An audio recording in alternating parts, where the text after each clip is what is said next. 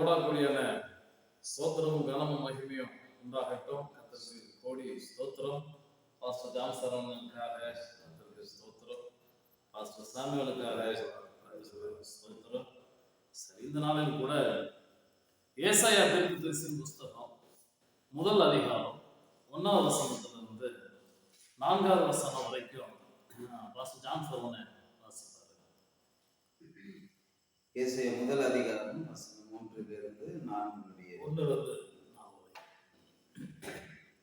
ஆமோத்சின் குமாரனாகிய ஏசாயா யூதாவின் ராஜாக்களாகிய உசியா, யோதாம், ஆகாஸ், எசேக்கியா என்பவர்களின் நாட்களில் யூதாவையும் எருசலேமையும் குறித்து கண்ட தரிசனம். வானங்களே கேளுங்கள், பூமியை செவிகொடு, கர்த்தர் பேசுகிறார். நான் பிள்ளைகளை வளர்த்து ஆதரித்தேன், அவர்களோ எனக்கு விரோதமாக கலகம் பண்ணினார்கள். மாடு தன் எஜமானனையும் கழுதை தன் ஆண்டவனின் முன்னனையும் அறியும். இஸ்ரவேலோ அறிவில்லாமலும் என் ஜனம் உணர்வில்லாமலும் இருக்கிறது என்றார். ஐயோ, பாவமுள்ள ஜாதியும் அக்கிரமத்தால் பால் சுமந்த ஜனமும் பொல்லாதவர்களின் சந்ததியில் கேடு உண்டாக்குகிற புத்திரமாயிருக்கிறார்கள்.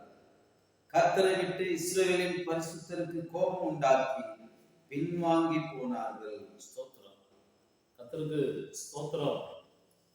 ஏசாயா தீர்க்கதரிசி வேதாகமத்திலே எல்லா தீர்க்கதரிசியை காட்டிலும் ரொம்ப ஒரு மிகப்பெரிய ஒரு வித்தியாசமான ஒரு தீர்க்கதரிசி. ரொம்ப எல்லாமே ஸ்பெஷல் அப்படின்னு அவர் குறித்து சொல்லலாம். பாருங்க, மற்ற எரேமியா, எசேக்கியேல் இவங்கெல்லாம் மேஜர் ப்ராஃபிட்ஸ்ல வர இவங்களாம் சரி. மற்ற மைனர் ப்ராஃபிட்ஸ் ஆமோஸ், மீகா, ஒபதியா, யோனா இவங்களாலும் சரி, எல்லா தீர்க்கதரிசிகளை காட்டிலும் இந்த ஏசாயா தீர்க்கதரிசி ரொம்ப ஸ்பெஷலான விதத்துல, ரொம்ப ஒரு பெரிய ஒரு ஆச்சரியமான விதத்துல அவர் சொன்ன தீர்க்க தரிசனங்களை எங்கோ நாம பார்க்க முடியும். ஸ்தோத்திரம். எரேமியா தீர்க்கதரிசி பார்க்கும்போது சின்ன வயசுல இருக்கும்போது தேவனால அழைக்கப்பட்டவர். அவர் ஒரு ஆசாரியனுடைய குமார். எரேமியா தீர்க்கதரிசன புஸ்தகத்துல நம்ம வாசிப்போம் அப்படின்னா முதல் அதிகாரத்திலே பார்க்கும்போது பென்னியமின் தேசத்தில் உள்ள முதல் வசனம் 6வது இருந்த ஆசாரியர்களின் ஒருவனாகிய இல்க்கியாவின் குமாரன் எரேமியாவினுடைய ஒரு ஆசாரியனுடைய குமாரன். அதே மாதிரி இவரை போலவே பெரிய மேஜர் ப்ராஃபிட்ல வரக்கூடிய எசேக்கியேல் தீர்க்கதரிசியும் பார்க்கும்போது இவரும் ஒரு ஆசாரியனுடைய குமாரன், ஊசி அவருடைய மகன். சரி, இங்கே பார்க்கும்போது இந்த ஏசாயா தீர்க்கதரிசி ஒரு ஆசாரியனுடைய குமாரன் அல்ல. அவருடைய அப்பா பேரு ஆமோஸ், அவருடைய மகன் தான் இந்த ஏசாயா. சரி, இவர் பாருங்க எந்தெந்த ராஜாக்களுடைய நாட்கள்ல தீர்க்க தரிசனம் சொன்னார்னு சொல்லி சொல்லுங்க. உசியா, யோதாம், ஆகாஸ், எசேக்கியா இவர்களுடைய நாட்களில் இவர் தீர்க்க தரிசனம் சொல்லியிருக்கிறார். உதாரணத்துக்கு நம்ம சொல்லணும்னா தமிழ்நாட்டுடைய சிஎம் நம்ம நாட்களில் யாரெல்லாம் நமக்கு இருந்தாங்க அப்படி சொல்லணும்னா யாரை குறிச்சுதான் சொல்ல முடியும்? எம்ஜிஆர், காமராசர், நமக்கு தெரிஞ்சு நம்ம காலத்துல ஜெயலலிதா, ஓ பன்னீர்செல்வம், கருணாநிதி, கலைஞர் கருணாநிதி, முக ஸ்டாலின், இப்போ இபிஎஸ் அவரு இருக்கிறாரு. சரி, இப்படி நம்ம காலங்கள்ல இவங்களுடைய காலங்கள்ல நம்ம இருந்தோம்னு சொல்லலாம். அது போல ஒரு எல்லாமே தெளிவா இருக்க வேண்டும் என்பதற்காக எந்த காலத்தில் இருந்தார்கள் அப்படின்றத சொல்ல முடியாதான் இந்த உசியா, யோதாம், ஆகாஸ் எசேக்கியா இவர்களுடைய நாட்களில் இவர் சொன்ன இந்த தீர்க்க தரிசனத்தை குறித்து சொல்லப்படுகிறது. சரி, ஸ்தோத்திரம். இவர் பாருங்க, ரொம்ப அழகான ஒரு காரியங்களை இவர் செய்கிறார். 2வது வசனத்தை படிச்சோம்னா, வானங்களே கேளுங்கள், பூமியே செவிகொடு, கர்த்தர் பேசுகிறார் என்று சொல்லி தன்னுடைய தீர்க்க தரிசன உரையை ஆரம்பிக்கிறார். ஒவ்வொருத்தரும் ஒவ்வொரு மாதிரி ஆரம்பிக்கப்பட்டது பார்க்கலாம். எரேமியா தீர்க்க தரிசி இப்படியா ஆரம்பிக்கிறாரு. தன்னுடைய தீர்க்க தரிசனத்தை சொல்லும்போது யாருக்கு சொல்லுகிறார் பாருங்க. 2வது அதிகாரம், எரேமியா 2வது அதிகாரம் 4வது வசனத்துல பார்த்தோம்னா, யாக்கோபின் குடும்பத்தாரே, இஸ்ரவேல் குடும்பத்தின் வம்சங்களே, நீங்கள் எல்லாரும் கர்த்தருடைய வார்த்தையை கேளுங்கள் என்பதாய் ஆரம்பிக்கிறார். இவரு எசேக்கியேல் தீர்க்கதரிசி பார்க்கும்போது அவருடைய முழு ஃபீல்டு எல்லாமே பார்க்கும்போது இஸ்ரேல் ஜனங்களை குறித்து தான் சொல்லப்படுகிறது. இவர் இப்படியாக இவர் மனுபுத்திரனே மனுபுத்திரனே மனுபுத்திரனேன்னு சொல்லி கர்த்தர் அன்போடு கூட அழைக்கிறதை பார்க்கணும். எசேக்கியேல் தீர்க்கதரிசன புஸ்தகத்தினுடைய முழுவதுமே கர்த்தர் அவரை பார்த்து மனுபுத்திரனே மனுபுத்திரனே, எசேக்கியேல் 2:1 ஒவ்வொரு அதிகாரத்திலையும் பார்க்கும்போது அதிகப்படியான விஷயங்கள். 4வது அதிகாரம் 1வது வசனம், 3வது அதிகாரம் 1வது வசனம், 5வது அதிகாரம் 1வது வசனம், 6வது அதிகாரம் 2வது வசனம், 7வது அதிகாரம் 2வது வசனம். பாருங்க, இப்படி எல்லா இடங்களிலுமே இன்னும் நீங்க பாத்தீங்கன்னா திரளான இடங்கள்ல நீங்க பார்த்துக்கிட்டு வரலாம். 14வது அதிகாரம் 3வது வசனம். ஒவ்வொரு முறையும் கர்த்தர் இவரை பார்த்து மனுபுத்திரனே மனுபுத்திரனே மனுபுத்திரனே என்று சொல்லி அன்போடு அழைக்கிறத பார்க்க முடியும். இயேசு கிறிஸ்துவை பார்க்கும்போது மனுஷகுமாரன் அப்படின்னு சொல்லி நம்ம வேதத்துல சுவிசேஷ புஸ்தகங்கள்ல பார்க்கணும். சரி, பாருங்க, இந்த எசேக்கியேல் தீர்க்கதரிசி தன்னுடைய உரையை, தன்னுடைய ஊழியத்தை ஆரம்பிக்கும் போது கர்த்தர் இவரை பார்த்து இப்படி அழைக்கிறார். இவர் டைரக்டா தேவன் சொன்ன வார்த்தையை சொல்ல ஆரம்பிக்கிறார்.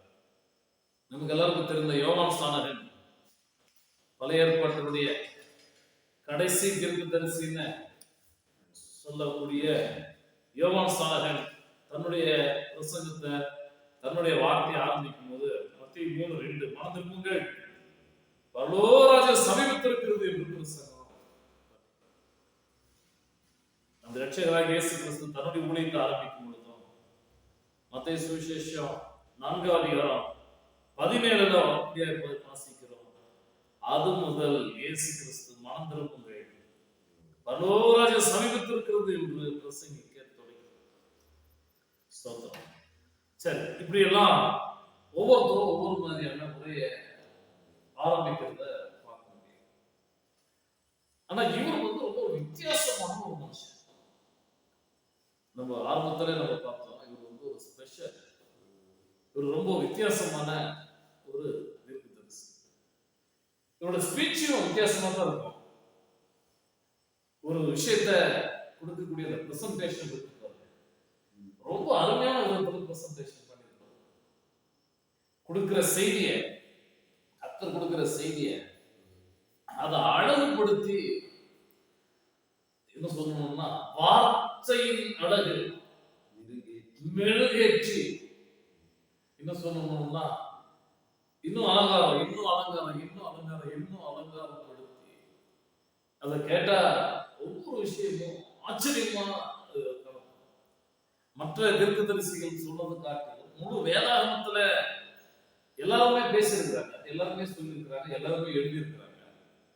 ஆனா அந்த ஏசாயா சொன்னது மட்டும் பாத்தீங்க அப்படின்னா சொல்லக்கூடிய செய்திய அப்படியே தெளிவா புரிஞ்சுக்கிற மாதிரி அதுக்கு அவர் கொடுக்கிற அந்த உதாரணம், தேவன் கொடுக்கிற அந்த செய்திய அழகா எல்லா ஜனங்களுக்கும் புரியும்படியா அன்னைக்கு அவ்வளவு ஒரு அழகாக, அவ்வளவு ஒரு தெளிவாக, அவ்வளவாக பேசியிருக்கிறார்.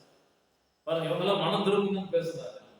இவர் பேசுறது பாருங்க, ஏசாயா தீர்க்கதரிசி புஸ்தகம் 1:19 நீங்கள் மனம் வருந்தி செவி கொடுத்தால் தேசத்தின் நன்மையை புசிப்பீர்கள். மனம் திரும்ப பாருங்க, இவரு மனம் பொருந்தின்றார். பாருங்க வசனம், மற்றவங்க யூஸ் பண்ணின வேர்ட்ஸ் இவரை யூஸ் பண்ணின வேர்ட்ஸ் பார்க்கும்போது பாருங்க, கொண்டு வந்த விதமே வித்தியாசமா இருக்கும். மனம் பொருந்துவது, அதே நான் பொருந்துவது. மனம் திரும்புவதுன்றது நிறைய பேர் நம்ம கேள்விப்பட்டிருக்கோம். ஏகதேசம் சொல்லணும்னா அதிகமா ஒலித்த வசனங்கள்ல மனம் திரும்புகின்ற வார்த்தை அதிகப்படியா பேசப்பட்ட வார்த்தை. ஆனா இவர் பேசுறது மனம் பொருந்தி செவி கொடுத்தா தேசத்தின் நன்மையை புசிப்பீர்கள். அதெல்லாம் மனம் பொருந்துவது. கர்த்தருக்கும் கர்த்தர் என்ன நினைக்கிறாரோ அதுக்கு மேட்சியா நம்ம மனசை ஃபிட் பண்ணிக்கணும். இங்க நிறைய நேரங்கள் மனசு என்ன செய்யறது இப்படி இருக்குது, டிஃபரெண்டா இருக்கு. கர்த்தருடைய சித்தத்தை செய்வதற்கு ஏற்ப மனசை விட்டு கொடுக்கறது இல்லை, வித்தியாசமா இருக்கும். ஒரு எப்படி ஒரு குடும்பத்துல ஒரு கணவனுக்கும் மனைவிக்கும் இடையே மனம் பொருந்தி போனா மட்டும்தான் குடும்ப வாழ்க்கை சீரா சிறப்பா போகும். சபையில பாஸ்டருக்கும் விசுவாசிகளுக்கு இடையே மனம் பொருந்தி போனாதான் ஊழியர் சிறப்பாக அமையும். எல்லா இடங்களிலுமே இந்த ஒரு மனம் இருந்தாதான் சரியான விதத்துல போக முடியும். ஒரு மனம் இல்லைன்னா எந்த வேலையுமே செய்யவே முடியாது. அதனால பாருங்க, பேசக்கூடிய விஷயம் பாருங்க, மனம் பொருந்தி. மனம் ஆரம்பத்தில் வரும்போது பொருந்தாது, நிறைய நேரங்கள்ல பொருந்த, இப்ப கூட நிறைய நேரங்கள் பொருந்தது இல்லை.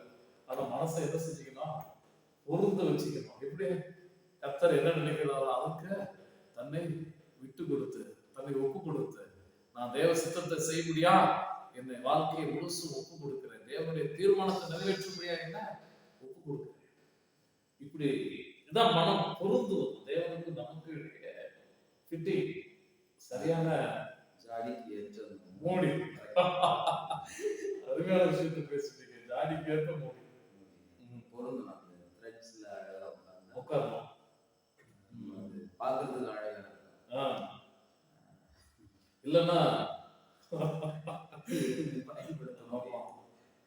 அதனாலதான் 2 பேர் ஒருமனப்பட்டு நடந்தால் ஒழிய சொல்லப்படுகிறத பார்க்கலாம். அதனால நாம் தேவனோடு கூட மனம் பொருந்தினவர்களாய் நாம் நடக்க அழைக்கிறோம். அதனால இவர் யூஸ் பண்ணின அந்த வார்த்தைகள் ரொம்ப அழகான வார்த்தைகள். ஒவ்வொரு விஷயமும் சொல்ல வேண்டிய செய்தியை, தேவன் கொடுக்கிற மெசேஜ், அந்த மெசேஜை அழகா சொல்லிடுறார். கொடுக்க வேண்டிய மெசேஜ்ல மாற்றம் இல்லை. அந்த யூஸ் பண்ணின அந்த வார்த்தைகள் ரொம்ப அழகா மெருகூற்றி ரொம்ப மேன்மையாக இந்த மனுஷன் பேசியிருக்கிறார். நீங்க இதை திரும்ப திரும்ப முழு வேதாகமத்துல எல்லா இடங்கள்லயுமே நீங்க படிக்கலாம். ஒவ்வொரு இடங்கள்லயுமே இந்த விஷயத்த நீங்க படிச்சுக்கிட்டே வந்துட்டே இருக்கலாம்.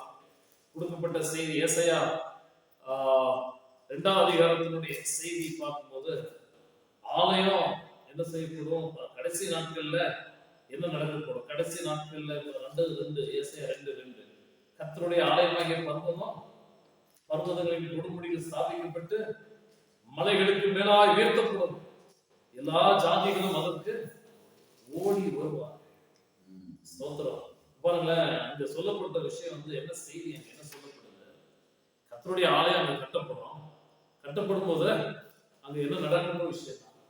ஆனா அதற்கு ஒரு சொல்லக்கூடிய விஷயம் ரொம்ப அருமையான விஷயங்கள்ல வார்த்தை, அழகான வார்த்தைகளை சொல்லி, வார்த்தை தான் ரொம்ப முக்கியம். சொல்லக்கூடிய பிரசன்டேஷன் ரொம்ப முக்கியம். எதையாவது சொல்லிட்டு போனா யாருக்கும் விளக்காது. அந்த வார்த்தையுடைய சுவாரஸ்யம், இது தேவனுடைய வார்த்தை. இது தேவனுடைய வார்த்தைய கலப்படம் பண்ணி சொல்லல. ஒரு கலப்படமும் வேண்டாம். தேவன் கொடுக்கிற செய்தியில மாற்றம் வேண்டாம். அது அப்படியே சொல்லணும். அதுக்காகத்தான் நாம் அழைக்கப்பட்டிருக்கிறோம்.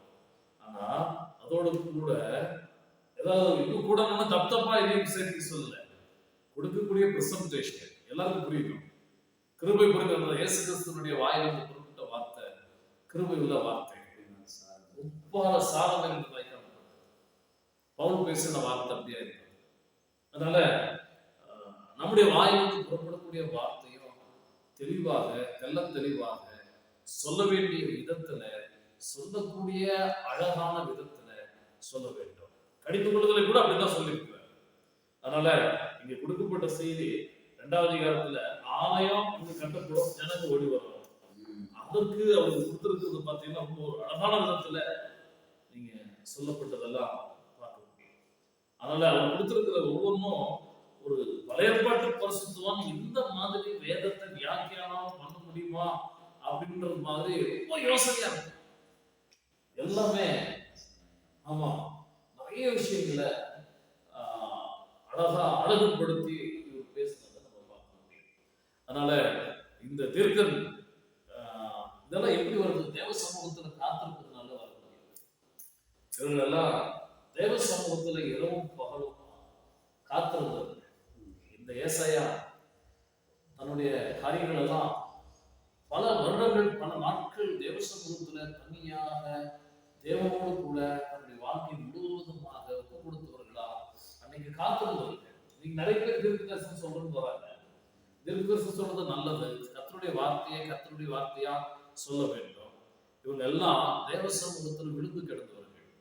இவர்கள் எல்லாம் தேவனோடு தன்னுடைய வாழ்க்கையை ஒன்றிணைந்தவர்களா வாழ்ந்தவர்கள், தேவனோடு நெருங்கி ஜீவித்தவர்கள், தேவனுக்கும் இவர்களுக்கு இவர் சொன்ன மாதிரி மனம் பொருந்தி நடந்தவர்கள். அந்த மாதிரி தேவனுக்கும் இவர்களுக்கு இடையே மனம் பொருந்தி வாழ்ந்தவர்கள்.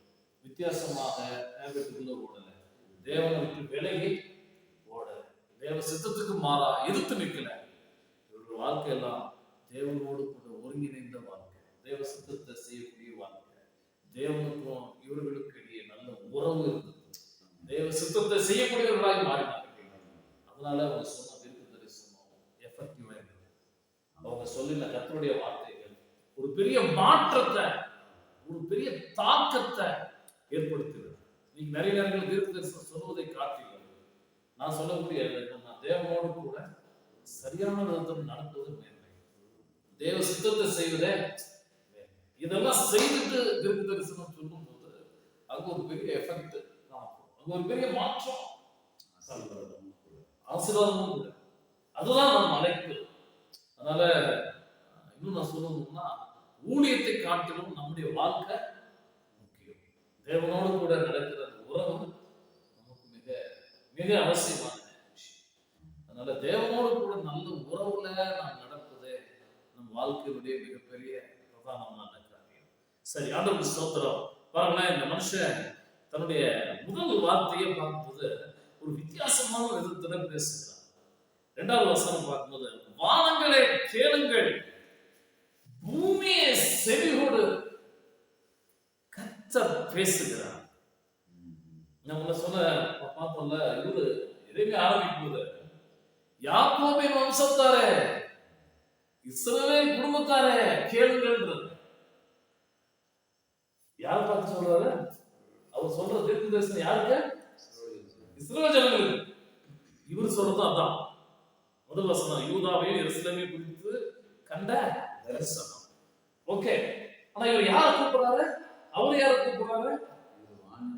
வானங்களே கூப்பிடுறாரு. அப்புறம் பூமியே செவி கொடுக்கிறார். என்ன வித்தியாசம்? வானங்களே எப்பா சாமி வாசனத்தை இப்பதான் ஆரம்பிக்கிறாரு. ஃபர்ஸ்ட் இப்பதான் பேசுறாரு. முதலா பேசக்கூடிய வார்த்தை இதுதான். எல்லாருமே முதல் பேசக்கூடிய வார்த்தை என்னன்னு கவனிக்கும், கடைசியா பேசுறது என்னன்னு கவனிக்கும். இயேசு கிறிஸ்து இருந்து வார்த்தை சிலுவையில பேசுறது கவனிக்கும்.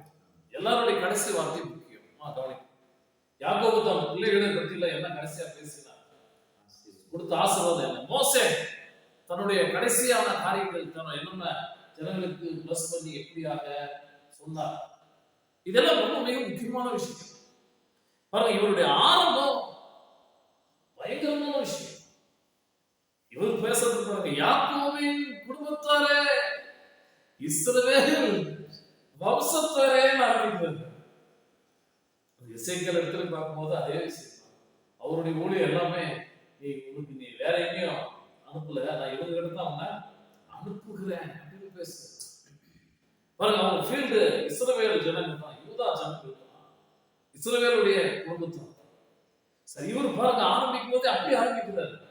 இவருடைய ஆரம்பம் பாருங்க எப்படி ஆரம்பிக்கிறார். வானங்களே கேளுங்கள், பூமியே செவிகொடு, கர்த்தர் பேசுகிறார். ஸ்தோத்திரம், ஆமென், ஸ்தோத்திரம். இந்த வானத்தை பத்தி பூமியை பத்தி எல்லாம் பாருங்க, நம்ம சங்கீதக்காரன் தாவீது அவர் இன்னும் கொஞ்சம் நல்லா தெளிவா சொல்லியிருக்கிறாரு. சங்கீதம் 148 பார்க்கும்போது 2ஆம் வசனத்திலிருந்து ஆரம்பிக்கிறார். அவருடைய தூதர்களே நீங்கள் யாவரும் அவரை துதியுங்கள், அவருடைய சேனைகளை நீங்கள் யாவரும் அவரை துதியுங்கள் ஆரம்பிக்கிறார். 3ஆம் வசனத்திலிருந்து சூரிய சந்திரரே அவரை துதியுங்கள். ஆமென். யார்கிட்ட பேசுறாரு?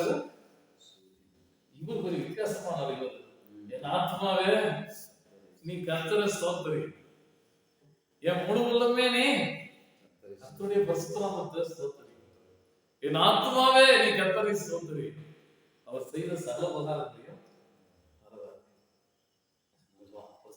ஜபத்தை முடிச்சுக்கல. தன் ஆத்மாவை பார்த்து அதிகமா பேசுங்க. நீங்க மறந்துடுவப்பா, கர்த்தர் செஞ்ச நன்மையை மறந்துடாத. கர்த்தரை நீ ஸ்தோத்திரம் பண்ணணும் எப்பயுமே. நீ முழுமுறுக்க கூடாது, நீ வித்தியாசமா நடக்க கூடாது. அது அவர் பார்த்து சொல்லி, அதே மாதிரி பாருங்க, பல ஜனங்களை பார்த்து பேசுகிறார், சபையை பார்த்து பேசுகிறார். ஆனா இங்க வித்தியாசமான ஒரு விஷயத்தை பேசுகிறாரு. வானாதி வானங்களே என்றாரு, சூரிய சந்திரரே என்றாரு.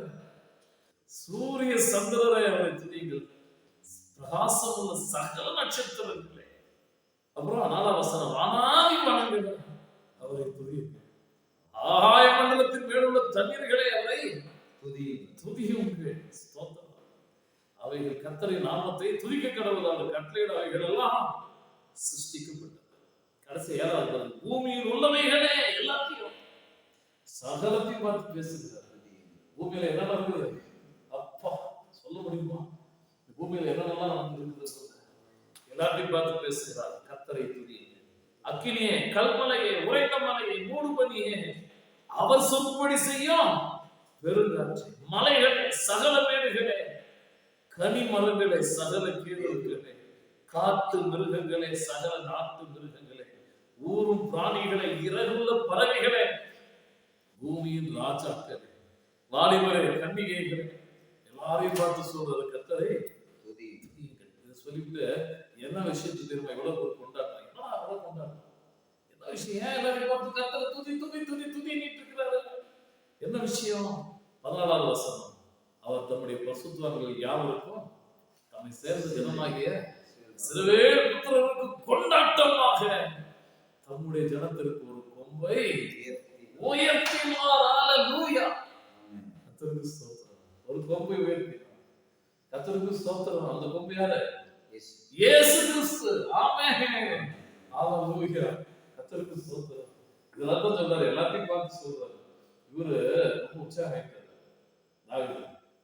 இவர் உற்சாகம் ஆயிட்டாங்க.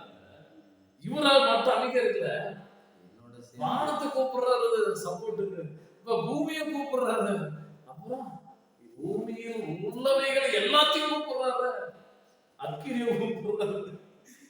அவர் சொற்படி செய்யும் பெருங்காற்று, அவர் சொற்படி செய்யறது பெருங்காற்று கூப்பிடுகிறாரு, எல்லாத்தையும் கூப்பிட்டுக்கிறாரு தன்னுடைய சப்போர்ட்டுக்கு.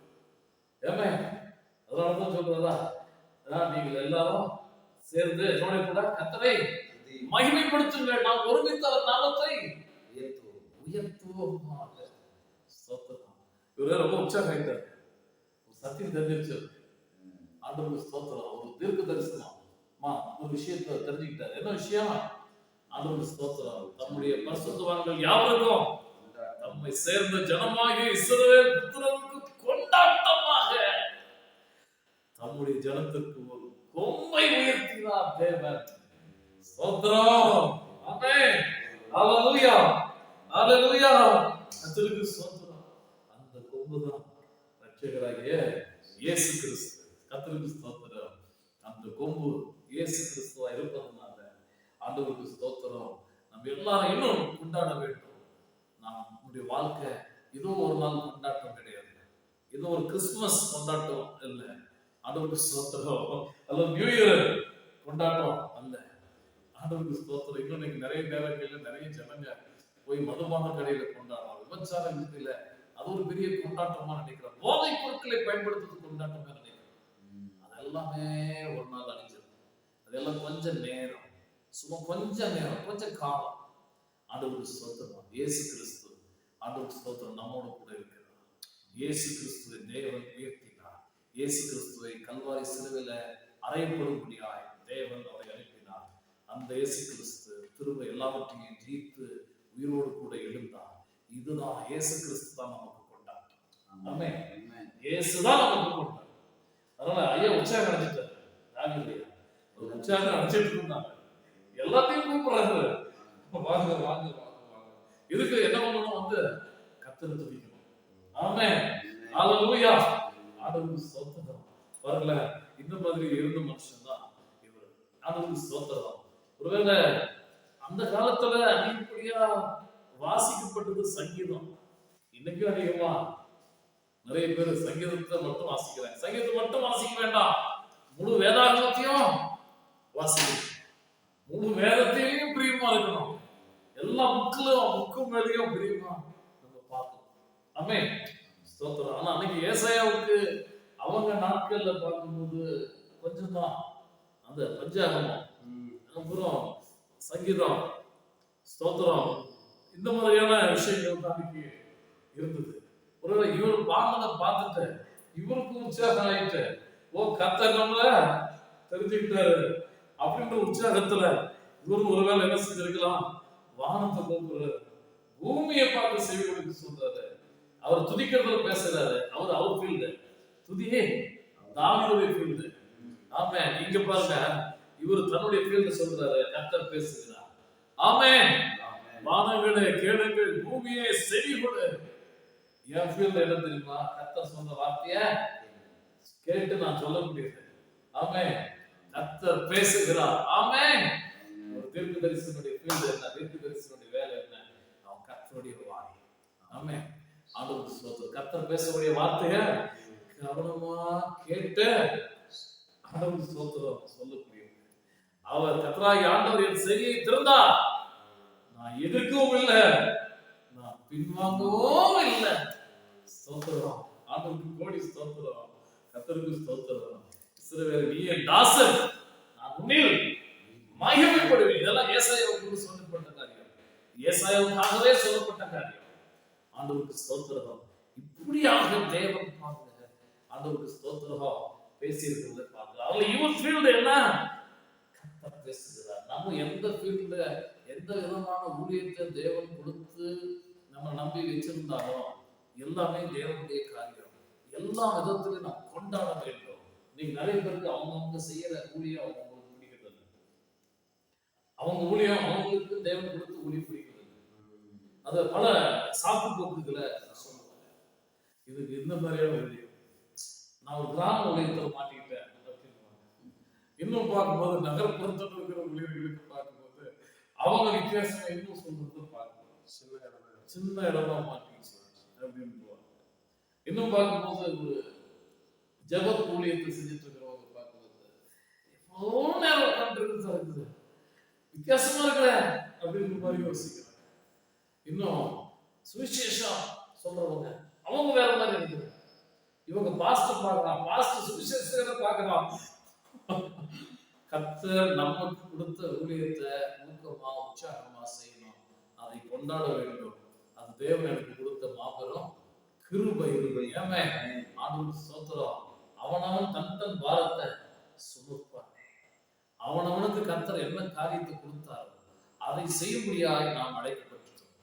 உங்களை மாதிரி நான் மாற முடியாது, உங்களை மாதிரி நான் மாற முடியாது, என்ன மாதிரி நீங்க மாற முடியாது. தேவன் உங்களுக்கு கொடுத்த ஸ்பெஷல். ஒவ்வொருத்தருக்கும் ஒவ்வொரு மாதிரியான காரியத்தை தேவன் கொடுத்திருக்கிறார். அதை நாம் செய்ய வேண்டும். அதை ஊக்கமா உற்சாகமா செய்ய வேண்டும். அங்க பாருங்க, வானத்தை கூப்பிட்டு பேசுறாரு. எது கூப்பிட்டாரு? துதிங்கப்பா, வாங்க நான் துதிக்கிறேன், நீயும் துதிப்பா சோத்திரம். ஆமென். இங்க இவர் கூப்பிடுற இவர் டிபார்ட்மெண்ட் என்ன தெரியுமா? கர்த்தர் பேசுறது திரும்பி பேசி வானங்களே கேளு, பூமியே நீ செவியோட சோத்திரம். அப்பா சோத்திரம், என்ன ஒரு தரிசனம், என்ன ஒரு ஆரம்பம். ஆரம்பமே எங்க கூப்பிடுறாரு? இஸ்ரவேல் ஜனங்கள் கூப்பிடல, யாக்கோபு குடும்பத்தாரே கூப்பிடல. ஸ்தோத்திரம். இந்த இறைமையா தீர்க்கதரிசி அவங்க எல்லாம் பார்க்கும்போது நிறைய கடிந்து கொள்ளுதலும் அழுகையிலையும் போயிடுச்சு, குடும்பம்லயே போயிடுச்சு. எசேக்கியேல் தரிசனம் சொல்றதுல ரொம்ப வித்தியாசமான தரிசனங்கள் இருக்கு, அதுவும் ரொம்ப வேண்டாம். ஆனா அதுவும் அதை காட்டிலும் இது பார்க்கும்போது ஏசாயா பார்க்கும்போது ரொம்ப மலைகள் விலைகள் நாம பர்வதங்கள் நிலைபெயர்ந்தாலும் என் கிருபை உங்ககிட்ட இல்ல. இயேசு கிறிஸ்துவை பத்தி சொல்றாரு பாருங்க. இயேசு கிறிஸ்துவனுடைய அந்த சிலுவையினுடைய காரியத்தை குறிச்சு ஏசாயா தீர்க்கதரிசன புஸ்தகத்துல ஆண்டவருக்கு ஸ்தோத்திரம் 53வது அதிகாரம். என்ன ஒரு கிரேட் படம், ரொம்ப கிரேட்டான விஷயம். ஆமா, ஏசாயா 61வது அதிகாரம் பாருங்க. கர்த்தராகிய தேவனுடைய ஆவியானவர் என்மேல் இருக்கிறார். கர்த்தருக்கு ஸ்தோத்திரம். கர்த்தர் என்னை அபிஷேகம் பண்ணினார். ஆண்டவருக்கு ஸ்தோத்திரம். ஏசாயா 59வது அதிகாரத்தினுடைய 17 இருந்து பாருங்க. நீதி மார்க்கவசம் அணிந்து ரட்சிப்பு என்ற சீராவை தமது சிரசில் தரித்து நீதி சரிகட்டுகிற வஸ்திரத்தை உடுப்பாக உடுத்து. அட பவுலையாவே எதை பார்த்து சொல்றாரு? எபேசியர் 6வது அதிகாரம் சர்வாயுத வர்க்கம். இவர் என்ன சொல்றாரு? அதே சேம் அப்படியே சொல்லிருக்கிறார். ஆமென். ஸ்தோத்திரம். என்ன அதெல்லாம் பாருங்க, அன்னைக்கு இப்படி சொல்லியிருக்கிறார். அவர் அதுல எக்ஸ்பர்ட்டா இருந்தார். இவர் என்ன சொன்னாரு அதான் பவுல் சொன்னார். அதனால ஸ்தோத்திரம் பாருங்க, நல்ல காரியங்களை ஏசாயா பேசியிருக்கிறாரு, நல்ல தீர்க்கதரிசனங்களை சொல்லியிருக்கிறாரு. நாமும் கர்த்தருடைய வார்த்தையை தெளிவா சொல்லணும், சரியா சொல்லணும், மாத்தி சொல்லக்கூடாது. ஏதோ ஒண்ணு உளறிட்டு போயிடக்கூடாது. ஏதோ ஒண்ணு உளறி கொடுத்துட்டு ஏதோ பேசிட்டு போயிடலாம். அப்படி இருக்கு. கர்த்தருடைய வார்த்தையா சொல்லணும். அந்த வார்த்தையை கொடுக்கிற பிரசன்டேஷனும் சரியான விதத்துல வெளிப்படுத்த வேண்டும். ஆமென். ஸ்தோத்திரம். இவருடைய ஆரம்பமே ரொம்ப அழகான ஒரு வானங்களை கூப்பிடுறாரு, பூமியை கூப்பிடுறாரு. உலகத்துல பெருசுன்னு வானம் பூமி ஆமாதானே? இதெல்லாம் தான் அடங்கும். வானத்துக்குள்ளதான் அடங்கும், எதுவும் பூமிக்குள்ளதான் எல்லாமே அடங்கும். ஆண்டவருக்கு ஸ்தோத்திரம். பாருங்க, நிறைய பேரு ஆரம்பம் இந்த மாதிரி ஆரம்பம் இருக்கும், ஆனா முடிவு வித்தியாசமான முடிவுகள் நிறைய பேருடைய முடிவு. ஆனா இவருடைய முடிவு அப்படி ஆரம்பமும் அழகா இருந்தது, சென்றும் அழகா போச்சு, முடிவும் அழகா போச்சு. ஏசாயா எபிரேயர் 11வது அதிகாரம் பாருங்க. இவரை குறித்து ரொம்ப ஒரு அழகான காரியத்தை எபிரேய ஆக்கியோம் சொல்லப்பட்டிருக்கிறத ரொம்ப தெளிவா பார்க்க முடியும். எபிரேயர் 11வது அதிகாரம் ஆண்டவருக்கு ஸ்தோத்திரம் 37வது வசனத்திலிருந்து வாசிக்கும் போது வாசிக்கலாம். கல் எறியுண்டார்கள், வாளால் அறுப்புண்டார்கள், பரீட்சை பார்க்கப்பட்டார்கள், பட்டயத்தினாலே வெட்டப்பட்டு மரித்தார்கள், செம்மறி ஆட்டு தோள்களையும் வெள்ளாட்டு தோள்களையும் போர்த்து கொண்டு திரிந்து குறைவையும் துன்பத்தையும் அனுபவித்தார்கள். உலகம் அவர்களுக்கு பாத்திரமாயிருக்கவில்லை. அவர்கள் வனாந்திரங்களிலேயும் மலைகளிலேயும் குகைகளிலேயும் பூமியின் வெடிப்புகளிலேயும் சிதறந்து அலைந்தார்கள். இன்னைக்கு எத்தனை பேர் உலகம் எனக்கு பாத்திரம்னு சொல்லிட்டு, இதுதான் என்னுடைய முழு செட்டல்னு சொல்லிட்டு இதற்கான முழு விஷயங்களை செய்துட்டு இருக்கிறத பார்க்கிறோம். உங்க பணம் தேவனுக்கு கொடுக்கப்படட்டும். உங்க பணம் தேவனுக்கு வேணும். உங்களுடைய சொத்து சுகம் தேவனுக்கு வேணும். உங்க நேரம் தேவனுக்கு வேணும். உங்க உழைப்பு தேவனுக்கு வேணும். உங்க பிள்ளைகள் கர்த்தருக்கு வேணும். ஆமென். உங்களுடைய சொத்து எல்லாமே போகணும். எத்தனை பேர் செல்ஃபிஷ், எல்லாம் எனக்கு ஊழியத்திலையும் செல்ஃபிஷ், எதுக்காக எதுக்குப்பா இவ்வளவு செய்யற, எதுக்கு வேணும், என்னப்பா பில்டிங் கட்டுற, எனக்கு வேணும் பிள்ளைங்க, எல்லாம் எனக்கு வேணும், எனக்கு வேணும், எனக்கு அடுத்த தலைமுறைக்கு வேணும். சொத்து சேர்த்தான். வித்தியாசமான அனுபவம். அவனுக்கும் நமக்கு என்ன வித்தியாசம் இருக்கு? மற்றவனுக்கு நமக்கு, நாம் உலகம் நமக்கு பாத்திரம்னு சொல்லி இதுதான் சதம்னு சொல்லி நாம் வாழக்கூடாது. உங்க பணம், அதான் தெளிவா சொல்லணும், உங்க பணம் கர்த்தருக்கு கொடுக்கணும், உங்க வாழ்க்கை கர்த்தருக்கு கொடுக்கணும். ஆண்டவருக்கு ஸ்தோத்திரம். நல்ல மைண்ட், பிசினஸ் மைண்டோடவே வாழ்ந்துட்டு இருக்க கூடாது. ஊழியம் தெரியும், ஆவிக்குரிய வாழ்க்கை சேகரிச்சுக்கிட்டு சேர்த்து சேர்த்து வைக்கணுன்ற எண்ணமும் அப்படி இல்லாம அதிகமான கடவுளுக்கு செய்யணும்.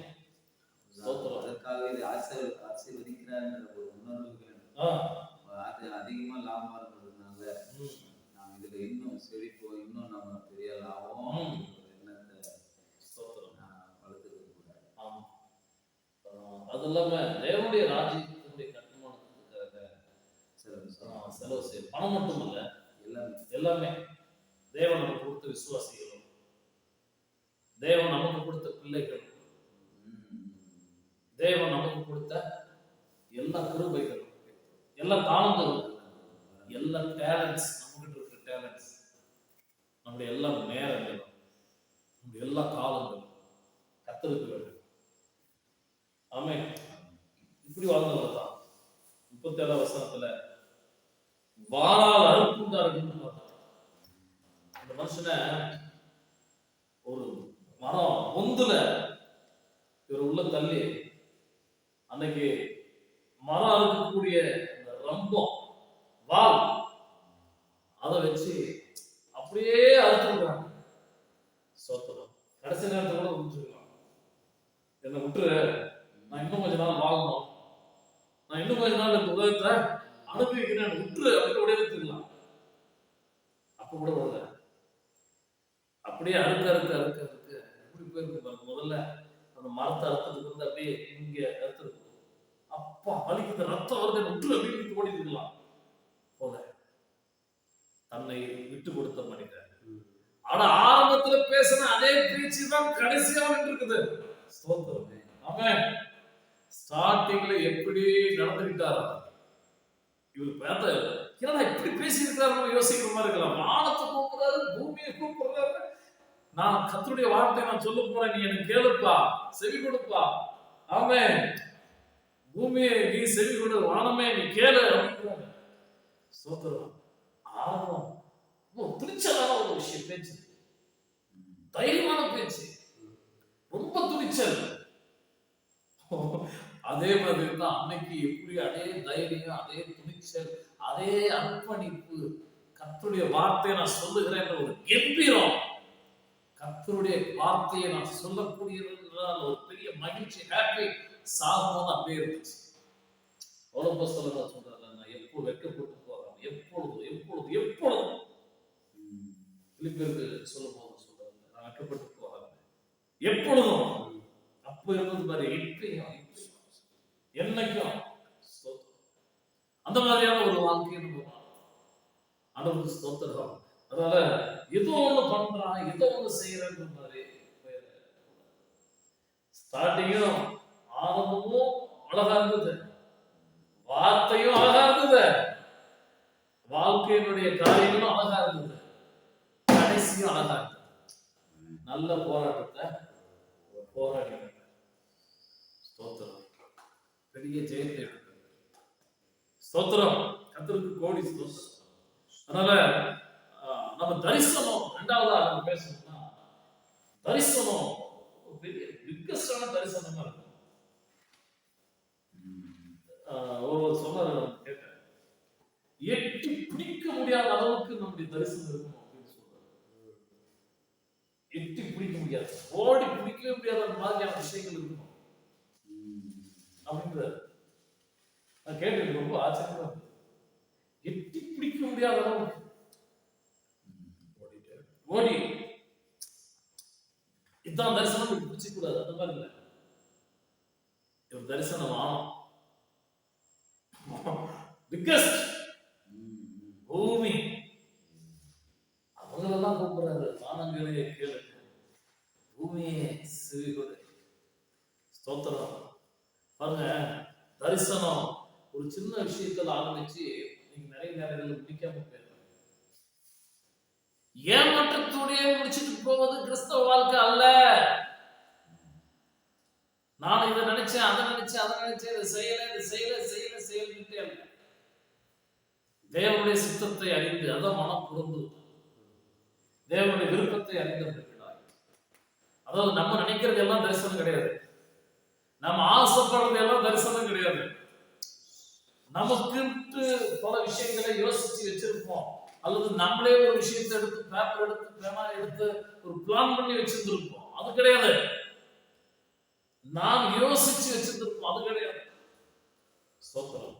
தேவன் நம்மை நடத்துகிற விதம், தேவன் நம்மை கொண்டு செல்லுகிற விதம், தேவன் என்னை எந்த விதத்துல நடத்தி செல்லுகிறார், தேவன் என்னை கொண்டு என்ன செய்ய விரும்புகிறார், பரிசுத்த ஆவியானவர் என்னை எந்த பாதையில நடத்தும்படி விரும்புகிறார், அதற்கேற்ப தன்னுடைய வாழ்க்கையை ஒப்பு கொடுக்கும். நம்ம கர்த்தரை இழுக்கிறது கிடையாது, கர்த்தர் நம்மளை இழுத்துட்டு போறது பாரு. அது என்னன்னு தெரிஞ்சுக்கணும். அதை தெரிஞ்சு அதற்காக நம்முடைய வாழ்க்கையை ஒப்பு கொடுத்து அதுக்கு கடினமா உழைக்கணும், அதை நோக்கி கடினமா உழைக்கணும், அதற்காக அர்ப்பணிக்கணும், அதுக்காக ஜெபிக்கணும், அதுக்காக ஓடணும். அப்படிதானே? நம்மளா ஒரு விஷயத்துக்கு ப்ரோக்ராம்ஸ் நிறைய நேரங்கள் நம்மளே ஒரு ப்ரோக்ராம்ஸ் செட் பண்ணிக்கிறோம். 2 நாள் ஓடும், 3 நாள் ஓடும், அப்புறம் ஆஃப் ஆயிடும். அப்படி இல்லை. அதனால ஃபெயிலியர் ஒரு சோர்வு வந்த உடனே என்ன இது, கர்த்தர் என்ன கைவிட்டார், கர்த்தர் என்ன மறந்துட்டார் அப்படிங்கிற மாதிரி ஆயிடுச்சு. அப்படி அல்ல.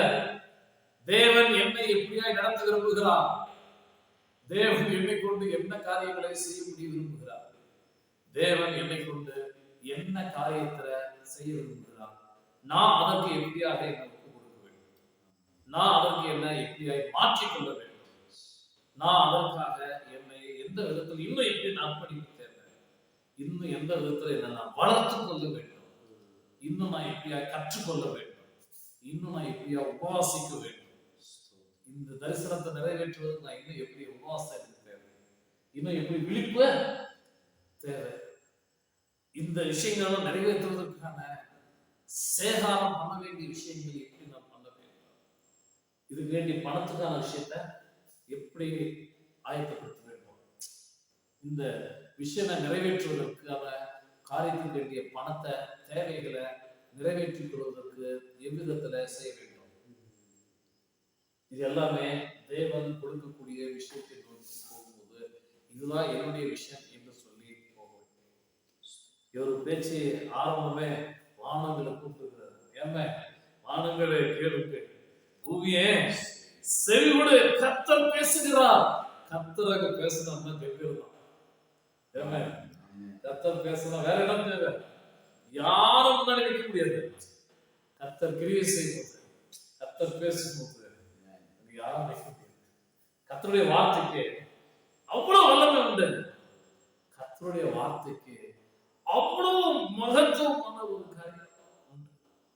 கர்த்தருக்கு ஸ்தோத்திரம். அதனால அந்த கர்த்தர் பேசுகிறார் விஷயத்துக்கு அவ்வளவு ஒரு மகத்துவம். அவருடைய சத்தம் எல்லாத்தையும் அசைக்கும். ஆமே, அவருடைய சத்தம் பெண்மான்களை ஈரும்படி செய்யும். ஆமே, பண்ணும். ஆமே, ஸ்தோத்திரம். எல்லாமே செய்யும் கர்த்தருடைய வார்த்தை. ஆண்டவருக்கு ஸ்தோத்திரம். அதனால நம்ம கூட இதுதான் பேசுகிறோம், கர்த்தருடைய வார்த்தை தான் நம்ம பேசுகிறோம். அதனால அது சரியான விதத்துல நாம் பிரயோஜனப்படுத்திக் கொள்ள வேண்டும். நமக்கு அது கான்பிடன்ட் வேண்டும். இவர் மாதிரி வரும் கான்பிடன்ட். வாழமே பூமியே, ஆமென். சோத்து போக வேண்டாம், அவ்வளவுதானா நம்ம பயப்பட வேண்டாம். இவங்கெல்லாம் கான்பிடன்ட்டா ஓடணுங்க, கடைசி வரைக்கும் அதே கான்பிடன்ட்ல இருந்தவங்க. கர்த்தருக்கு ஸ்தோத்திரம். எப்பவுமே அந்த நான் தேவனுடைய தீர்க்கதரிசி அந்த காரியத்தில் இருந்தவங்க, நான் தேவனுடைய வார்த்தைய சொல்லக்கூடியவங்க அப்படின்ற ஒரு விதத்துல இருந்தவங்க. நான் கர்த்தருடைய ஊழியக்காரர். ஆமென். நான் செய்யற வேலை மிகப்பெரிய வேலை. ஏன்னா நான் கர்த்தருடைய வார்த்தைய சொல்லிட்டு இருக்காங்க. இப்படிப்பட்ட ஒரு இது அகம்பாவம், ஒரு திமிரு அப்படின்னு நீங்க எடுத்துக்க முடியாது. ஒரு இது அகங்காரமாட்டுக்கும் திமிராட்டுக்கும் மிஞ்சி போராட்டம் அப்படின்னு எடுத்துக்கிறது இல்லை. சரியான விதத்துல, வேற சொல்லுகிற விதத்துல. அதுக்காக தாழ்மை எல்லாமே வித்தியாசமா நடக்க சொல்லி சொல்லுங்க. சரியான விதத்துல நடந்து கொண்டவர்கள் நாமும் அப்படியாய் சரியான விதத்துல நான் நடந்து கொள்ள வேண்டும். ஆண்டவர் ஸ்தோத்திரம். இவர் சரியாய் கர்த்தரை அறிந்திருந்தார். 3ஆம் வசனம், மாடு தன் எஜமானனையும் கழுதை தன் ஆண்டவனின் முன்னணியையும் அறியும். இஸ்ரவேலோ அறிவில்லாமலும் என் ஜனம் உணர்வு இல்லாமலும். அடுத்ததான் ஆரம்பிக்கிறார். ஐயோ பாவமுள்ள ஜாதி, அக்கிரமத்தால பாவம் சுமந்த ஜனம், பொல்லாதவர்களை சந்ததியை கேடு உண்டாக்குகிற புத்திரமா இருக்கிறார்கள். கர்த்தரை விட்டு இஸ்ரவேலின் பரிசுத்தருக்கு கோபம் உண்டாக்கி பின்வாங்கி போனார்களேன்னு சொல்லி புலம்ப ஆரம்பிக்கிறார். ஆண்டவருக்கு சோதனை. பாருங்க, இந்த விஷயத்துல கர்த்தரை சரியா புரிஞ்சுக்கல. மாடு தன்னுடைய எஜமானனை அறியுமா? பாருங்க, இந்த செய்தி வந்து என்ன செய்தி, தேவன் என்ன செய்தி கொடுக்குறாரு இந்த 3ஆம் வசனத்துல. அறிவு இல்லை, என் ஜனங்களுக்கு உணர்வு இல்லை. எனக்கு சரியா அண்டர்ஸ்டாண்ட் பண்ணிக்கல. என்ன குறிச்ச அறிவு இல்ல, என்ன குறிச்சு புரிதல் இல்ல. இதான் செய்தி. ஆனா அந்த செய்தியை எப்படி பேசுறாரு பாருங்கள. மாடு தன் எஜமான அறிவு. மாடு எப்படி தன் எஜமான நல்லா தெரியுமா? ரொம்ப தெரியலாம் தெரியும். நல்லா என்ன தினந்தோறும் பாக்குறாங்க, எல்லாத்தையும் அவங்களுக்கு தேவையான எல்லாம் கொடுக்குறாங்க. மிக நன்றி விசுவாசத்தோட மாறிடலாம். அதாவது அவன் போனா கூட வாய் திறந்து கூப்பிடுது. அளவுக்கு உணர்வுபூர்வமும் அறிவுபூர்வமுமே அதை புரிந்து சரியுமா வந்துட்டாங்க. நம்ம எஜமான வந்துட்டாருன்னு தெரியும். மாடு தன் எஜமானனையும் கழுதை தன் ஆண்டவனின் முன்னணையையும் அறியும். முன்னணைன்றது வந்து அது அர்த்தம், அது பில்லு இடம், அது கற்ற இடம். முன்னணைன்றது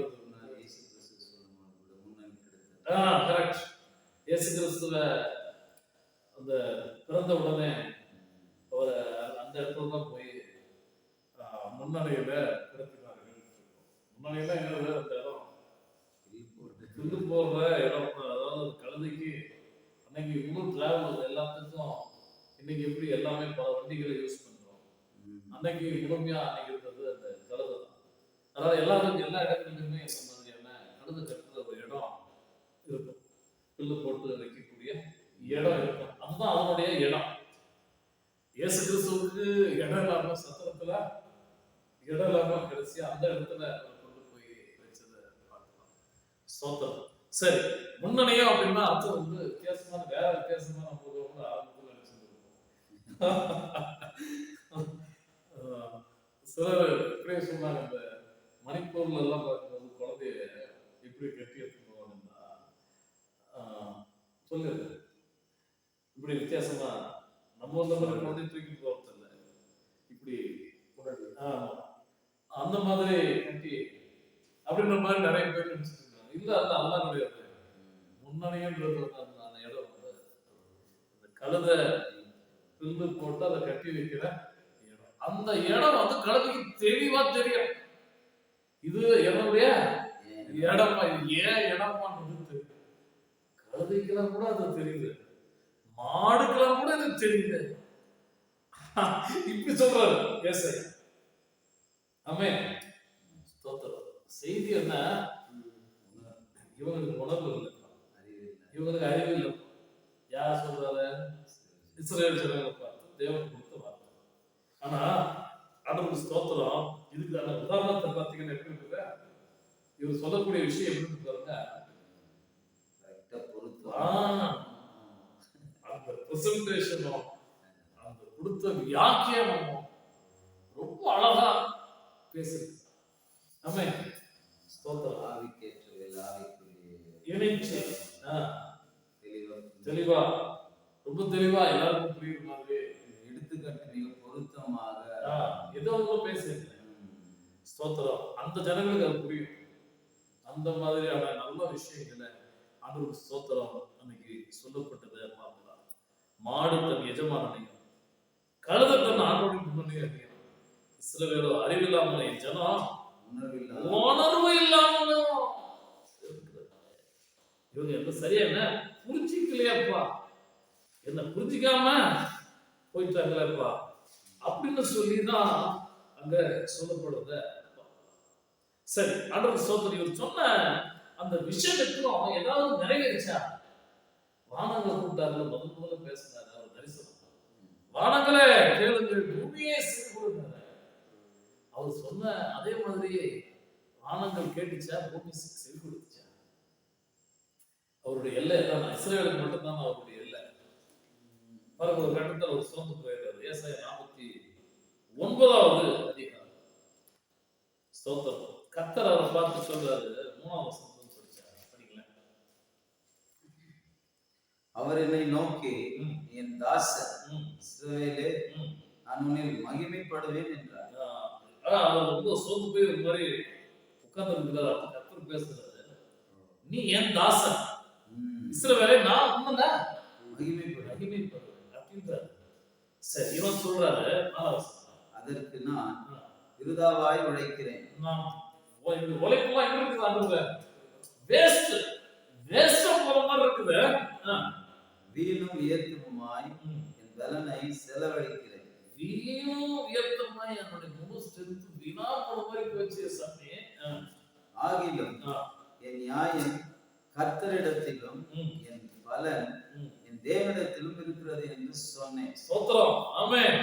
ஆண்டவருக்கு ஸ்தோத்திரம் சொல்லிட்டு யாக்கோபை தம்மிடத்தில் திருப்பும்படி நான் தாயின் கர்ப்பத்தில் இருந்தது முதல் கர்த்தர் தமக்கு தாசனாக என்னை உருவாக்கினார். ஆமென். யாரு? யாக்கோபுடைய கோத்திரங்களை திருப்பி கொண்டு வரும்படி உருவாக்கினாரு. இஸ்ரவேலோ சேராதே போகிறது. ஆகிலும் கர்த்தருடைய பார்வையில் கனமடைவேன். என் தேவன் என் பலனாய் இருப்பார். அவருடைய ஊழியத்தில் இந்த மாதிரியான சோதனைகளை சந்திச்சிருக்கிறார். அவர் விரும்பின விஷயங்கள் நடக்கல. அவர் விரும்பின அளவுக்கு ஜனங்க திரும்பி வரல. இப்படி எல்லாம் இருக்கிறாங்க. ஆனாலும் நான் கர்த்தருக்கு முன்னாடி உண்மையா இருக்கிறேன். கர்த்தருடைய பார்வையில நான் என்ன செய்வேன்? நான் கனமடைவேன் அப்படின்றாரு. சரி, இப்படி சொன்ன உடனேதான் கர்த்தர் அவனை பார்த்து சொல்றாரு, ஏசாயா பார்த்து சொல்றாரு. 6ஆம் வசனம் படிங்க. யாக்கோபின் கோத்திரங்களை எழுப்பவும், யாக்கோபின் கோத்திரத்தை விழுந்து கிடக்கிறாரான அந்த ஜனங்களை சக்தி எழுப்பி விடுவோம். அப்புறம் இஸ்ரவேலில் காக்கப்பட்டவர்களை திருப்போம். இஸ்ரவேல்ல காக்கப்பட்டவர்களை அங்க போயிட்டு வேற வழியா போயிட்டு இருக்கிறவங்களை திருப்பி கர்த்தரடியா கொண்டு வருவதற்கும் எனக்கு தாசனா இருப்பது அற்ப காரியமா இருக்கு. இந்த வேலையை மட்டும் செய்யறதுக்கு மட்டும் பண்றது சின்ன வேலைப்பா. அற்ப காரியம். யார? யாக்கோபின் கோத்திரத்தையும் இஸ்ரவேல் ஜனங்களையும் திருப்பி கொண்டு வர்றது, உன்னை வச்சு கொண்டு வர்றது என்ன எப்படிப்பட்ட விஷயம்? அற்பமான விஷயம், சின்ன விஷயம்ப்பா. சின்ன விஷயத்துக்கு தான் ரொம்ப ஒரு சாதாரண விஷயம் அது. அதுக்கு மட்டும் நான் தெரிஞ்சுக்கலடா. நீ அன்னைக்கு சொன்னிய முதல்ல நீ பேசுறிய வானங்களே பூமியே அப்படின்னுப்பா. இப்ப படிங்க. நீ பூமியின் கடைசி பரியந்தம், பூமியின் கடைசி பரியந்தம் என்னுடைய ரட்சிப்பா இருக்கும்படி உம்மை ஜாதிகளுக்கு ஒளியாக வைப்பேன் என்கிறார். ஸ்தோத்திரம். ஆமென். ஹalleluya. ஆண்டவருக்கு கோடி ஸ்தோத்திரம். கர்த்தருக்கு ஸ்தோத்திரம். எப்பா இது இவங்களை மட்டும் கூட்டு வரதுக்கு மட்டும் நம்ம தெரிஞ்சுக்கல. அது ஏசாமி குறித்து தீர்க்க தரிசனமான வசனமும் கூட. ஆனா இது அவருக்காக சொல்லப்பட்ட வசனமும் கூட. ஆமென். ஆமா, இத பார்த்த உடனே ஜீசஸ் பற்றி மட்டுமே சொல்லப்பட்ட விஷயம் அப்படின்னு எடுத்துக்கூடாது. அது முழுக்க முழுக்க ஏசாமி குறித்து சொல்லப்பட்ட தீர்க்க தரிசனம் தான். ஆனா அதே நேரத்தில் அது அவருக்கு சொல்லப்பட்ட வார்த்தையும் கூட. ஆண்டவருக்கு ஸ்தோத்திரம்.